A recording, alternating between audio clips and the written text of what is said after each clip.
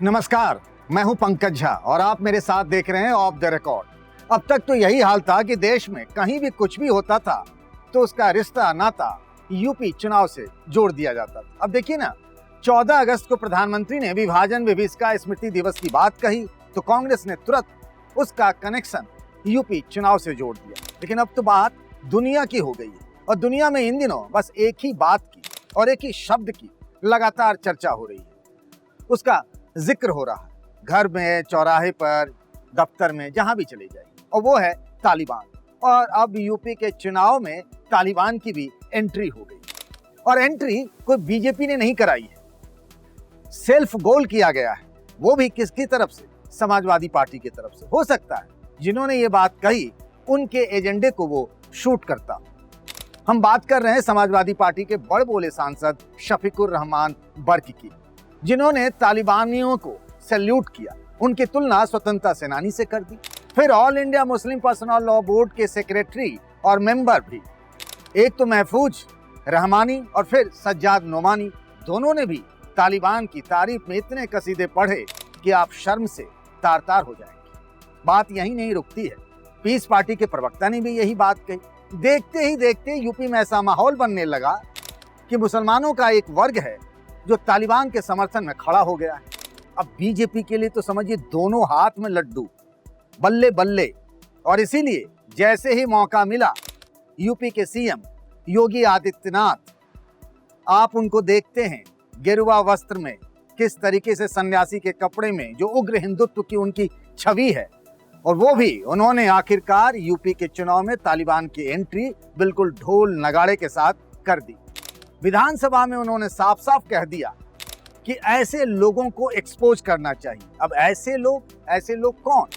जो तालिबान के नाम पर मुसलमानों के एक वर्ग को खुश करना चाहते। वो कौन है? उन चेहरों को भी आप जानते हैं। और देखते ही देखते यूपी चुनाव में कहानी एक तरीके से तालिबान की भी होने लगी है। क्या कहा योगी ने, उसको जरा गौर से सुनिएगा। और किस तरीके से जब वो कह रहे थे, पीछे से बीजेपी के जो विधायक हैं जय श्री राम के नारे लगा रहे थे।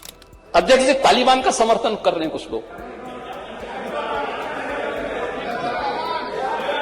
महिलाओं के साथ क्या क्रूरता बरती जा रही है वहां पर, बच्चों के साथ क्या क्रूरता बरती जा रही है अफगानिस्तान में। लेकिन कुछ लोग बेशर्मी के साथ तालिबान का समर्थन किए जा रहे हैं, तालिबानीकरण करना चाहते हैं। ये सभी के चेहरे एक्सपोज किए जाने चाहिए समाज के सामने। इसकी भूमिका जो तालिबान में विधानसभा में तालिबान की एंट्री हुई, उससे पहले ही लग गया था कि क्या कुछ होने वाला है। उससे पहले ही वित्त मंत्री हैं यूपी के, मजे हुए राजनेता माने जाते हैं, सुरेश खन्ना उनका नाम है, लगातार कई बार विधायक रह चुके हैं। उन्होंने उससे पहले एक भूमिका बांध दी योगी आदित्यनाथ की।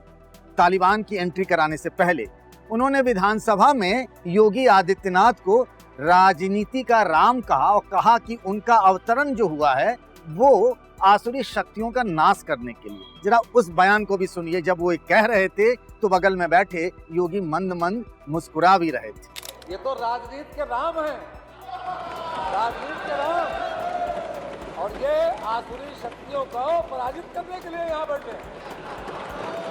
अब योगी क्यों ना मुस्कुराएं?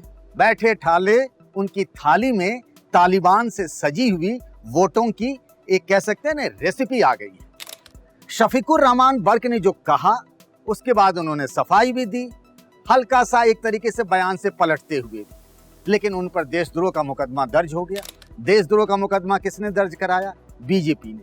और ये देखिए, ये एक महज संयोगी है। एक तरीके से बीजेपी कह रही है कि अल्पसंख्यकों को, यानी मुसलमानों के वोट की भी उसे फिक्र है और उनके घर घर तक भी वो जाएगी। कहने की बातें हैं, सच में ये होता है। यूपी में 2014 से हम लगातार देख रहे हैं कि आखिर में चुनाव सिर्फ और सिर्फ हिंदू मुसलमान पर बात आकर रह जाती है। अब आप देखिए कि कहाँ तालिबान में हो रहा है, तालिबानी किस तरीके से वहाँ क्या कर रहे हैं। महिलाओं के खिलाफ आपने देखा होगा कि कैसे अब न्यूज पढ़ने वाली एंकर को भी रोक दिया गया है, किस तरीके से वो गोलियां बरसा रहे हैं, लोगों को मार रहे हैं, पीट रहे हैं। तरह तरह की तस्वीरें और वीडियो आ रही हैं। तालिबान क्या है सबको पता है। तालिबान एक गुड तालिबान, बैड तालिबान की बात होने लगी है। लेकिन तालिबान का यूपी के चुनावी अखाड़े में क्या काम है? लेकिन आप इसको लेकर के बीजेपी को आरोप नहीं लगा सकते हैं। ये तो सेल्फ गोल विपक्ष की तरफ से किया गया है, समाजवादी पार्टी ने उठाया। अब देखिए ना, all India Muslim personal law board के एक सेक्रेटरी रहे हुए सदस्य जो हैं, सेक्रेटरी हैं वो महफूज रहमानी, वो ये खुद ये बात कह रहे हैं, तालिबान का समर्थन कर रहे हैं। सज्जाद नोमानी लखनऊ में है, वो मेंबर है, वो समर्थन कर रहे हैं। और मुस्लिम पर्सनल लॉ बोर्ड कहती है कि ये उनका निजी बयान है। अरे भाई, अगर ये उनका निजी बयान है तो आपको लगता है कि ये बयान गलत है, आपकी राय देनी चाहिए था ना, निजी बयान गलत है या सही है। मुस्लिम पर्सनल लॉ बोर्ड को उनको नोटिस देना चाहिए था, आप उनके खिलाफ कार्रवाई करते, आप उनको बोर्ड से हटा देते तो बात समझ में आती। लेकिन मुस्लिम पर्सनल लॉ बोर्ड ने ऐसा कुछ भी नहीं किया। तो कहीं ना कहीं लोगों को तो शक होगा कि ये दोनों तालिबान का समर्थन कर रहे हैं और इसके पीछे उनकी कोई मंशा होगी। अगर पीस पार्टी का प्रवक्ता किसको कहते हैं, जो कि पार्टी की राय सबके सामने रखता है, अगर वो ये बात कह रहा है कि तालिबान को सल्यूट है, तो क्या उसके खिलाफ कोई कार्रवाई हुई? नहीं हुई, क्योंकि राजनीति की एक धुरी उधर से भी धर्म के नाम पर उन्माद को पैदा करके अपने लिए वोटों का हिसाब किताब। अब मुस्लिम पर्सनल लॉ बोर्ड को तो वोट नहीं चाहिए, लेकिन उनकी भी अपनी एक सजी सजाई हुई दुकान है, उनको अपनी अहमियत बताना है, अपने वर्ग में कुछ लोगों को खुश करना है। शफीकुर रहमान तुर्क समुदाय के एक बहुत मजबूत नेता माने जाते हैं, उस इलाके में उनका बहुत असर है। वो अगर ये बात कह रहे हैं तो वो भी किसी को एड्रेस कर रहे हैं। अगर लग रहा था कि उन्होंने गलत कहा है तो समाजवादी पार्टी के अध्यक्ष अखिलेश यादव को भी उनसे भी जवाब तलब करना चाहिए था, पूछना चाहिए था कि बख्श साहब आप ऐसा क्यों कह रहे हैं, जबकि पूरा देश अभी तय नहीं कर पाया है, लेकिन सब जानते हैं कि तालिबान का स्वभाव कैसा है।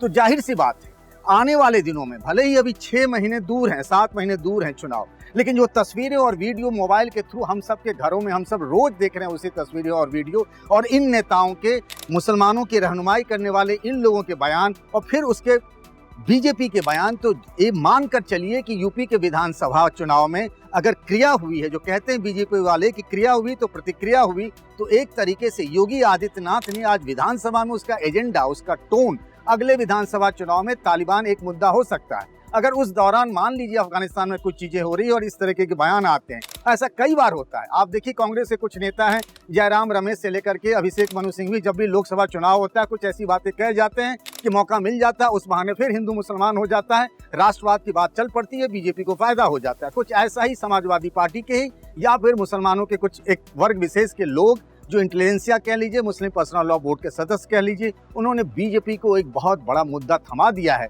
और बीजेपी यही चाहती है कि दूसरे मुद्दों पर न होकर इस मुद्दे पर बात करें और इसी मुद्दे पर, इन्हीं मुद्दों पर चुनाव लड़कर ही तो बीजेपी देखिए 2014, 2017, 2019 में जीत की हैट्रिक लगा चुकी है। 2022 के विधानसभा चुनाव में भी अगर ऐसे मुद्दे उठते रहें तो जाहिर सी बात है फायदा तो सिर्फ और सिर्फ बीजेपी को ही होना तय है।